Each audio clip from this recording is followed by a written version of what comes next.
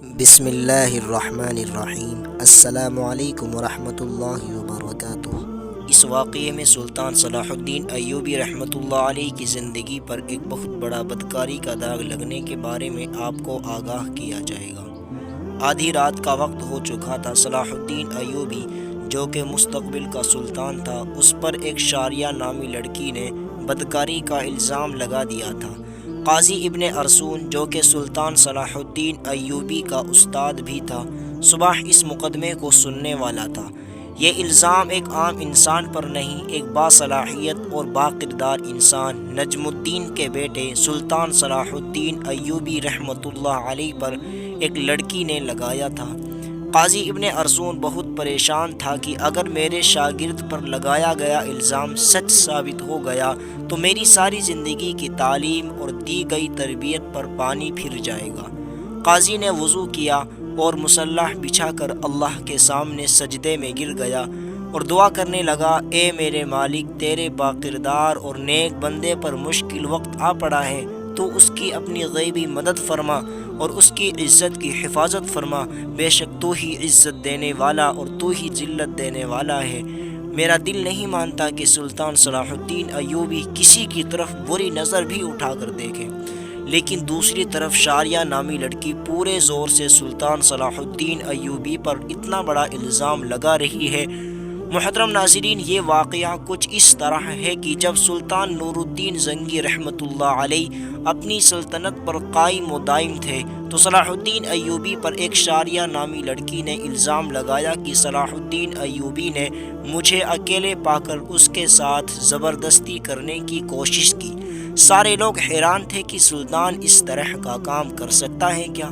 کسی کو یقین نہیں آتا تھا، کوئی کچھ بات کرتا اور کوئی کچھ بات کرتا۔ اگلی صبح کو سلطان نور الدین زنگی کی موجودگی میں قاضی ابن ارسون کو یہ مقدمہ سننا تھا اور صلاح الدین ایوبی پر لگے جرم کے بعد سزا سنانی تھی۔ صلاح الدین ایوبی رات کو ساری رات بخار میں تڑپتا رہا اور اللہ سے دعا کرتا رہا، اے میرے مالک، تو ہی میری مدد فرما، تو ہی بہتر جانتا ہے، تو ہی سب سے سچا ہے، بے شک میری مدد کرنے والا صرف تو ہی ہے۔ صبح کا وقت ہوا۔ سلطان صلاح الدین ایوبی کا بخار بہت زیادہ تھا۔ صلاح الدین نے وضو کیا اور نماز کے لیے کھڑے ہو گئے۔ نماز ختم کرنے کے بعد اللہ کے حضور سجدے میں گر کر دعا مانگی اور کہا، اے میرے مالک، تو ہی میری عزت رکھنا۔ وہ دن نجم الدین ایوب خاندان کے لیے بہت ہی عجیب دن تھا۔ لوگ بڑی بے تابی سے اس لمحے کا انتظار کر رہے تھے کہ جب سلطان نور الدین زنگی کی موجودگی میں قاضی ابن ارسون اس مقدمے کو سنائیں گے اور سلطان صلاح الدین ایوبی کے ساتھ کیا ہونے والا ہے، کیونکہ اس وقت بھی کچھ لوگ نور الدین زنگی کے خلاف تھے جبکہ کچھ لوگ نور الدین زنگی کے ساتھ تھے، اس لیے لوگوں کے ذہن میں مختلف سوالات تھے۔ سورج طلوع ہو چکا تھا۔ سلطان نور الدین زنگی اپنے دربار میں آ چکا تھا اور اس کے بائیں جانب قاضی ابن ارسون کا تخت تھا اور نیچے صلاح الدین ایوبی ہاتھ باندھے کھڑا تھا۔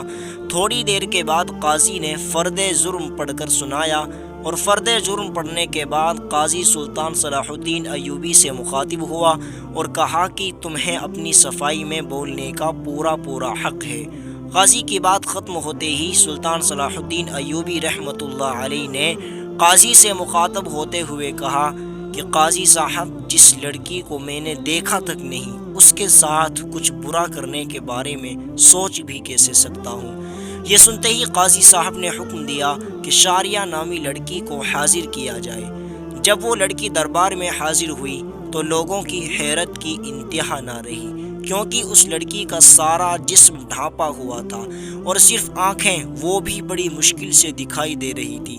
صلاح الدین ایوبی سمجھ نہیں پا رہا تھا کہ جس لڑکی کو میں نے دیکھا تک نہیں اور وہ مجھ پر اتنا گھنونا الزام کیوں لگا رہی ہے، مجھ سے آخر ایسی کیا اور کون سی غلطی سرزد ہو گئی جو اس لڑکی نے مجھ پر اتنا بڑا الزام لگا دیا۔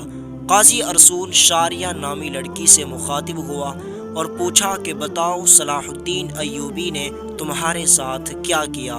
تو اس لڑکی نے کہا، میں اپنا بیان پہلے دے چکی ہوں، دوبارہ اس طرح کی باتیں کر کے میں اور زیادہ جلیل ہونا نہیں چاہتی۔ بخار بہت زیادہ ہونے کی وجہ سے صلاح الدین ایوبی کا چہرہ زرد ہو رہا تھا اور ہاتھ کانپ رہے تھے، زبان پر بھی لرزہ طاری تھا۔ دیکھ کر مجمع کو یہ لگ رہا تھا کہ صلاح الدین ایوبی بے قصور نہیں ہے۔ سلطان نور الدین زنگی بڑی غور سے یہ سارا منظر دیکھ رہا تھا۔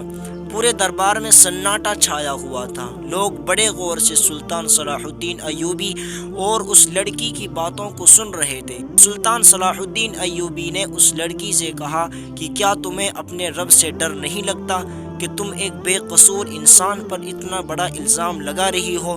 لوگ سمجھ رہے تھے کہ سلطان نور الدین زنگی کا بھتیجا ہونے کی وجہ سے صلاح الدین ایوبی اگر مجرم قرار بھی دیا گیا تو سزا سے بچ جائے گا۔ صلاح الدین ایوبی نے قاضی سے کہا کہ جب ہم کسی بھی مسئلے کا حل نہیں نکال پاتے تو ہم پھر اپنے اللہ کی طرف رجوع کرتے ہیں، اور میں بھی اس لڑکی کو کہتا ہوں کہ اگر یہ اللہ کو حاضر ناظر سمجھ کر اللہ کی قسم کھا کر یہ کہہ دے کہ اس کا الزام سچا ہے تو میں وہ گناہ بھی قبول کر لوں گا جو مجھ سے سرزد بھی نہ ہوا۔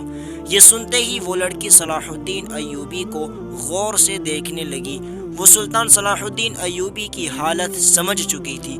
تھوڑی دیر بغور اور بخوبی دیکھنے کے بعد لڑکی چیخ چیخ کر رونے لگی اور کہا، میں تمام مجمع کے سامنے اللہ کو حاضر ناظر کر کے کہتی ہوں کہ صلاح الدین ایوبی بالکل بے قصور ہے اور سارا گناہ میرا ہے۔ یہ سن کر سارا مجمع حیران ہو گیا اور اس لڑکی کے چند الفاظ نے مقدمے کو الٹا کر دیا۔ اتنے میں سلطان نور الدین زنگی دہشت سے اپنی کرسی سے اٹھا اور اس لڑکی سے کہا کہ کیا تمہیں پتا ہے کہ الزام تراشی کی تمہیں کتنی بڑی سزا مل سکتی ہے؟ تو اس نے کہا، ہاں مجھے معلوم ہے اس کی مجھے کتنی بڑی سزا ملے گی۔ اس کے بعد قاضی نے شاریہ سے کہا کہ آخر ایسی کیا وجہ تھی کہ تم نے صلاح الدین ایوبی پر اتنا گھنونا الزام لگایا؟ تو لڑکی نے اپنی آنکھیں جھکا لی، لیکن جب سلطان نور الدین زنگی رحمۃ اللہ علیہ نے لڑکی کی طرف دیکھا تو اس نے کہا، اے میرے سلطان، میں جانتی ہوں کہ مجھ سے بہت بڑا گناہ ہو گیا ہے، شاید جس کی معافی بھی ناممکن ہے، کیونکہ جو داغ صلاح الدین ایوبی کے کردار پر لگا وہ شاید میں چاہتے ہوئے بھی نہ مٹا سکوں، لیکن یہ سب کام کرنے کے لیے میں مجبور تھی۔ سلطان نور الدین زنگی نے پوچھا، بتاؤ تمہیں اس کام کے لیے کس نے مجبور کیا؟ تو شاریہ نامی لڑکی نے امیر ابن مرقوم کی طرف اشارہ کرتے ہوئے کہا کہ اس عالی مرد امیر نے مجھے یہ سب کرنے کے لیے مجبور کیا۔ یہ سب سنتے ہی تمام درباری امیر ابن مرقوم کو ملامت اور غصے کی نظروں سے دیکھنے لگے۔ امیر ابن مرقوم اپنی جگہ سے اٹھا اور بڑے دبدبے کے ساتھ کہنے لگا، یہ لڑکی جھوٹ بول رہی ہے، میں بھی صلاح الدین کی طرح اس کو جانتا تک نہیں۔ نور الدین زنگی نے کہا کہ کل معلوم ہو جائے گا کہ کون بے گناہ ہے اور کون گنہگار۔ اس کے بعد سلطان نور الدین زنگی نے شاریہ نامی لڑکی کو اپنے کمرے میں بلایا اور پوچھا کہ بتاؤ اصل ماجرا کیا ہے؟ تو لڑکی نے کہا کہ ایک جنگ میں میرے ماں باپ مارے گئے تھے اور میں اس ظالم امیر ابن مرقوم کے ہاتھ لگ گئی تھی۔ یہ مجھ پر بے انتہا ظلم کرتا تھا، بے حد تشدد کرتا تھا۔ شاہی کنیز ملازمہ کے جانچ کرنے کے بعد اس لڑکی کی پیٹھ پر کوڑوں کے نشان بھی دیکھے گئے، اور ادھر نور الدین زنگی کے خاص جاسوسوں نے شاریہ اور امیر ابن مرقوم کے بارے میں ساری معلومات اکٹھی کر لی اور اس کے آپس کے تعلق کو سلطان کے سامنے بے نقاب کر دیا۔ یہ دیکھ کر سلطان نے اگلے دن پورے مجمع کو ایک جگہ اکٹھا ہونے کی دعوت دی۔ یہ اس لیے تھی تاکہ قاضی ابن مرقوم کی سزا لوگوں کے سامنے دکھا سکیں۔ تمام لوگ بڑی دور دور سے امیر ابن مرقوم کی حالت دیکھنے کے لیے آئے۔ جب اس کو میدان میں لایا گیا تو سخت زنجیروں میں جکڑا ہوا تھا۔ لوگ اس کو ملامت کی نظروں سے دیکھ رہے تھے۔ شریعت کے مطابق اس کے 70 کوڑے مارے گئے اور اس کے بعد نور الدین زنگی نے اس کی تمام جائیداد ضبط کر لی اور اس سے شاہی عہدہ بھی لے لیا اور اس کی تمام جائیداد سلطان صلاح الدین ایوبی کو دینے کی دعوت دی۔ لیکن سلطان صلاح الدین ایوبی نے یہ کہتے ہوئے ٹھکرا دیا کہ میں کسی کا مال اپنے حصے میں رکھ کر غاصب نہیں بننا چاہتا۔ تو اس طرح سلطان صلاح الدین ایوبی رحمۃ اللہ علیہ کی اللہ تعالیٰ نے غیبی مدد کی اور اس کے وجود پر لگا یہ بدکاری کا داغ دودھ کی طرح دھل گیا۔ بے شک اللہ اپنے بندوں کی مدد فرماتا ہے۔ جو انسان گناہ، بدکاری، زنا سے بچتا ہے تو اللہ تعالیٰ اس کی مدد فرماتا ہے، لیکن یہاں شرط صرف انسان کا اپنے رب پر بھروسہ اور اپنے ایمان پر پختگی ہونی چاہیے، پھر اللہ کی غیبی مدد ضرور آتی ہے۔